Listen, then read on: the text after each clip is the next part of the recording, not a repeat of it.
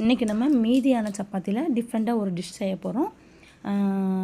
பாப்பா வந்து மீதியான சப்பாத்தியில் வந்து எதாவது டிஃப்ரெண்ட்டாக செஞ்சு தாங்கன்னு கேட்டாங்க. ஓகே செய்யலாம் அப்படின்ட்டு சப்பாத்தியை நல்லா ரோல் பண்ணிவிட்டு நல்லா மெலிசாக கட் பண்ணி எடுத்துக்கிட்டோம். பார்க்க அழகாக இருக்குது.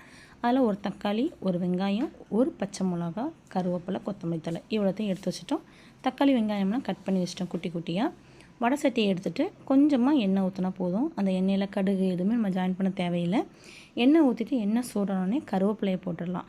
கருவேப்பிலை போட்டு கருவேப்பிலை நல்லா பொரிஞ்ச உடனே நம்ம வந்து வெங்காயத்தை போட்டுடலாம், பச்சை மிளகா போட்டுடலாம். போட்டு நல்லா பிரட்டி எடுத்துக்கலாம். நல்லா தாளிச்சிடலாம். நல்லா தாளிச்சிட்டு கொஞ்சமாக உப்பு போட்டுக்கலாம். உப்பு போட்டு வெட்டி வச்சுருக்க தக்காளியை போட்டுட்டு நல்லா தாளித்து எடுத்துடலாம். நல்லா வணக்கி எடுத்துக்கலாம். நல்லா வணக்கி எடுத்துகிட்டு அதுக்கப்புறமா அதில் மசாலா ஜாயின் பண்ண போகிறோம். 1/2 டீஸ்பூன் நல்ல மிளகுத்தூள், 1/2 டீஸ்பூன் சிக்கன் மசாலா, 1/2 டீஸ்பூன் மஞ்சள், 1/2 டீஸ்பூன் கரம் மசாலா இவ்வளோத்தையும் போட்டு நல்லா அந்த எண்ணெயிலே நல்லா பிரட்டி எடுத்துக்கணும். மசாலா கொஞ்சம் கம்மியாக போட்டால் போதும். ஏன்னா ஆல்ரெடி பச்சை மிளகாவும் போட்டிருக்கோம்.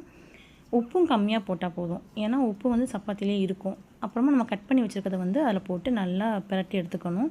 அந்த உப்பு காரம் எல்லாமே அந்த நம்ம வெட்டி வச்சுருக்க சப்பாத்தியில் வந்து நல்லா ஜாயிண்ட் ஆகணும். அப்புறமா அதில் வந்து 2 முட்டை எடுத்து அடித்து உடச்சி ஊற்றிக்கலாம். ஊற்றிட்டு நல்லா கிளறி எடுத்துடலாம். சிம்மில் வச்சு மூடி வச்சு கூட கொஞ்சம் நல்லா கிளறிக்கலாம். நல்லா சூப்பராக உதிரியாக ஒன்றுக்கு ஒன்று ஒட்டாமல் அழகாக சூப்பராக வந்துடுது. மேலே கொத்தமல்லி தழை தூவிடலாம்.